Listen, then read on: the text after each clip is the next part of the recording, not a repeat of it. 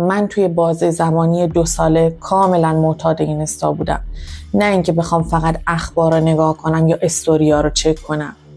تجربه‌ای که دارم کاملا سمیه و یکی از ناسالم ترین حالتایی هست که میتونی در نظر بگیری که از ساعت 11 تا 3 صبح انقدر وبگردی میکردم که مغزم دیگه هنگ کنه و بتونم بخوابم. جالب اینجا بود که همیشه تبلیغ میکردم که من خیلی خواب با کیفیتی دارم، اما در واقع یه زمان یه جایی با جمله کارل روک که گفته بود که ذهنیت تو زندگی تو رو میسازه، یه لول برو بالا. یه لحظه گفتم اخ من با زندگیم داشتم چی کار میکردم؟ من از صبح تا شب که بیدار میشدم چه داده‌ای وارد مغزم میکردم؟ این که ببینم صبح که بلند میشم با نوتیفیکیشن اینستا بیدار شم و ببینم فلانی چی کار کرد، اون چی کرد، این چی شد، اون چی شد و انگار داشت صبحم با اونا شروع میشد نه با زندگی خودم. و گفتم که ای داد بیداد. بازم شروع کردم سرچ کردن ببینم دیگران چی میگن، شاید خیلی جوگیر شدم و این چیزا، اما دیدم آدمای بزرگم مثل کانیا وست، امپامه، ویل اسمیت همشون یه جمله داشتن: از اینستا بزن بیرون. و اونجا بود که بزرگترین و شاید سخت‌ترین تصمیم زندگیمو تو اون بازه از زمانی گرفتم. یادم میاد 28 آذر 96 بود که من بهترین و شاید سخت‌ترین تصمیممو گرفتم و وقتی شروع کردم اینستا رو پاک کردن، نه فقط حس آزادی بهم دست داد، یه حس عمیقی انگار ذهنم پرواز کرد. و میخوام تو این ویدیو 3 تا از سودهای اصلی که این کار برای من داشت و به شما به اشتراک بذارم. شاید این تصمیم منو خیلی تنها تر کرد. قضاوت شدم، ترسیدم، اما در نهایت خوشحالی به من داد که من شاید این کار نمی کردم هیچ وقت تجربهش نمی کردم.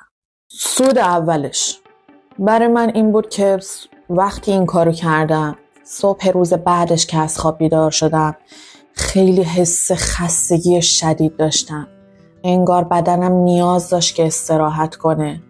من خسته بودم از اینکه صبح تا بلند میشم نوتیفیکیشن اینستا میومد و از اون اسکرول های بی پایانی که تو اینستا من وبگردی میکردم و نگاه میکردم تا یه استوری میدیدم احساس میکردم باید زیباتر بشم، باید موفقتر بشم، باید بهتر بشم. من داشتم خودم مقایسه میکردم، اما با کی؟ با چی؟ با آدمایی که حتی نمیشناختمشون. و همین حس مقایسه منو فرسوده و فرسوده تر کرده بود. اما زمانی که این کار کردم، اول از همه تونستم رو خودم متمرکز بشم، روی زندگی خودم، بفهمم من چیم، من چی میخوام، من قراره تو زندگیم چی کار انجام بدم. نه دنیا تموم شد، نه چیزی خراب شد، فقط یه سکوت عجیبی وارد زندگی من شد. سکوتی که همون اول خیلی ترسناک به نظر می اومد. قرار چی کار انجام بدم؟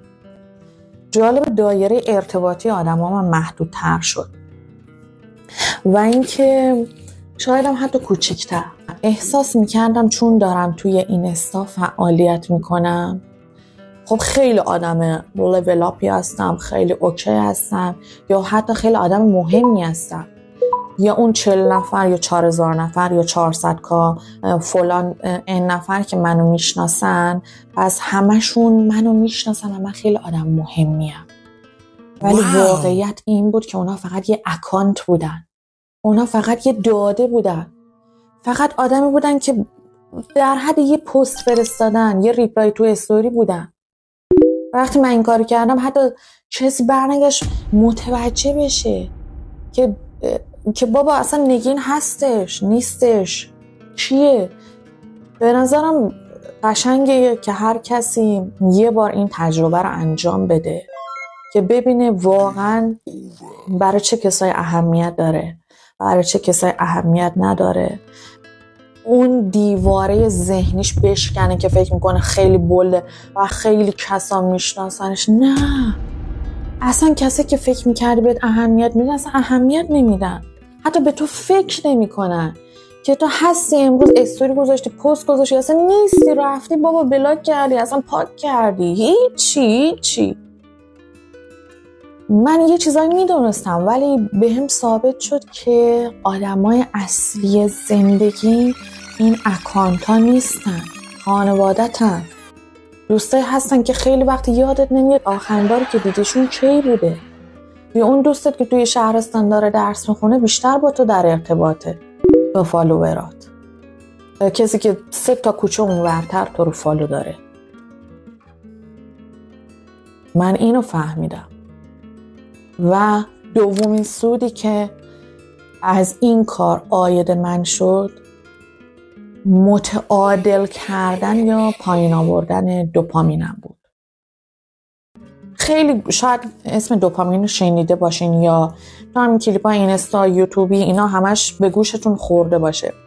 اگه بخوام فیس تو فیس براتون توضیح بدم که دوپامین دقیقاً چی میشه اون لذت حس خوشحالیه. اون کاری هست که میگی اوه چون برم اینو انجام بدم خیلی حال میده. این دوپامینه چیزی که تو رو به وجد میاره. ببین ذهن انسان خودش پیش متحرکه، کلاً ذهنیتش اینطوریه. حالا چه چیزایی باعث میشه که اون دوپامینه تو بدن ترشح میشه بالا و پایین بشه؟ یکیش موزیکای پرهیجانه مثل راک، یکیش اسکرول کردن صفحه بی انتهای اینستا، یکیش سریالای پشت سر همه یا چک کردن مداوم گوشیه. همه اینا شاملش میشه. قبل از دوره اینستا مثلا شما فلان کتاب رمان رو برمی داشتی 100 صفحه 200 صفحه 300 صفحه یک ماه شروع میکردی خوندنش، بعد آخرش که میشه میگفتی آو پس اینطوری شد، یه کوچولو دوپامین ترشح شد تو بدنت. ولی الان چی؟ الان که وارد اینستا میشی تا صفحه رو باز میکنی وارد پلتفرم میشی، سلام امروز اومدم دوربین مخفی با دوست دخترم بگیرم 10 ثانیه دوپامین میره بالا. دوباره میزنی پست بعدی سلام بچه‌ها این ساندویچ غول‌پیکره 10 ثانیه دوباره دوپامین میره بالا. سلام بچه‌ها فلانی با فلانی ریل زده دوباره دوپامین میره بالا. و این چی میشه؟ باعث میشه دوپامینی که وارد مغز تو میشه کلاً لولش بره بالا و تو نتونی علنا دوپامین سالمی و چیزی که اندازه ظرفیت مغزت باشه وارد بدنت کنی. فرض کن مثلا یه روز صبح از خواب بیدار میشی، نمیخوای حالا مثلا سر گوشه داری میگی بابا صبحمون با یه کتاب خوندن شروع کنم یا یه مراقبه کنم، بعد سریع ذهنت برمیگرده میگه اگه بخوای کتاب بخونی خب 2 هفته طول میکشه تا مثلا کتاب تموم بشه و آخر داستان معلوم نشه، اینقدر دوپامین به تو میده. یا مراقبه با کی حال داره 10 دقیقه بشینم نمیدونم مراقبه کنم حالا ریلکس کنم، اگه چقدر دوپامین به من میده. پس بدونی که نگاه کن مغز ما دنبال راحت ترین نتیجه برای بقا میگرده و همیشه دوست داره راحت ترین کارا رو انجام بده که بقا داشته باشه. مغز ما بدون اینکه مستقیم دستور بده تو رو وادار میکنه که این کارهای سختا رو انجام ندی و مستقیم گوشیتو برداری وارد اینستا بشی، کلیپ ها رو نگاه کنی و اون میزان دوپامینی رو که بهش عادت کرده بهش بدی. به همین سادگی تو یک مقدار دوپامین از حد نرمالت وارد بدنت کردی که مغزت به اون اعتیاد پیدا کرده. سومین سودی که این کار برای من داشت هرج و مرج ذهنیم کلا رفت. این که ببین مثلا تو وقتی اینستا رو باز میکنی وارد پلتفرم میشی، مثلا یه ویدیو نگاه میکنی فلانی با فلانی ازدواج کرد، خب این خودش یه سطح بسیار بالای هیجان برای تو میاره و تو تصمیم میگیری که مثلا اینو ببری بالا. بعد به خودت نگاه میکنی میبینی 1 ساعت از وقتت گذشته و تو هنوز نشستی داری ویدیو نگاه میکنی. یا مثلا تصور کن تو ایستگاه اتوبوس نشستی منتظری که اتوبوس میاد، میگه خب چه کاریه تا اون تایمی که اتوبوس میاد من چند تا ویدیو نگاه کنم که سرگرم بشم.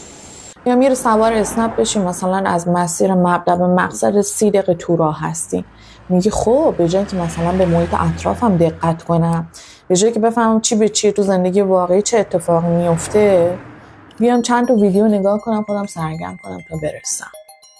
و این باعث میشه وقتی تو وارد اون پلتفرم بشی، اون بخشی از تو شده. شاید تو یه ویدیو نگاه کنی ولی اون تصمیم میگیره که بعد از اون چی رو نشونه تو بده. وارد پلتفرم اینستا میشی، میبینی که ویدیو گذاشتن فلان سلبریتی ازش شکایت شده، دوباره قرار جنگ میشه، امروز طلا گرم 1 میلیون اومد روش.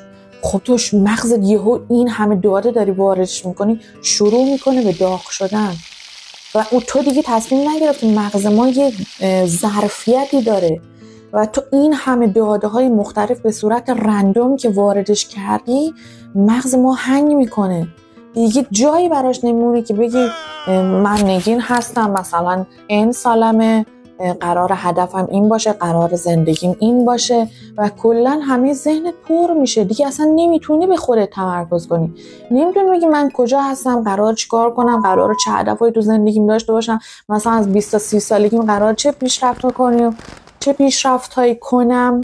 یا مثلا حتی اگه این وسط مثلا 2 سالشه که خوابم، 3 سالشه که مثلا بیرونم، 5 سالشه که تو اینستا دارم میچرخم و این وسط شاید اگر نمیرم و هدفمند زندگی کنم 20 تا 30 سالو، بفهمم مثلا حالا پس من چجوری این لذت ها و هدفامو بالانس کنم، چجوری مثلا هم لذت رو داشته باشم هم به هدفم برسم. نمیشه. باید بفهمی کجا هستی، کی هستی، چی میخوای. تو وقتی مغزتو پر کنی دیگه چه توقعی داری؟ اون چه وقت میکنه که فکر کنی که تو قراره چی بشی یا چه اتفاقی برای تو بیفته، قراره به کجا برسی.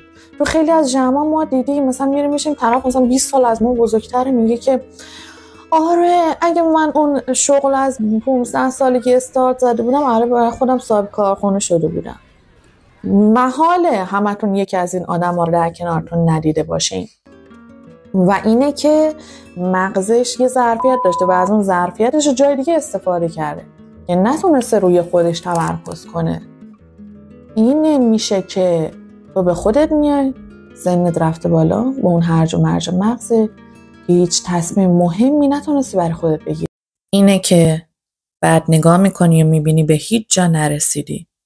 من اینستامو 1 سال پاک کردم، خیلی به من منفعت رسون، آگاهی داشت که همراه با درد بود.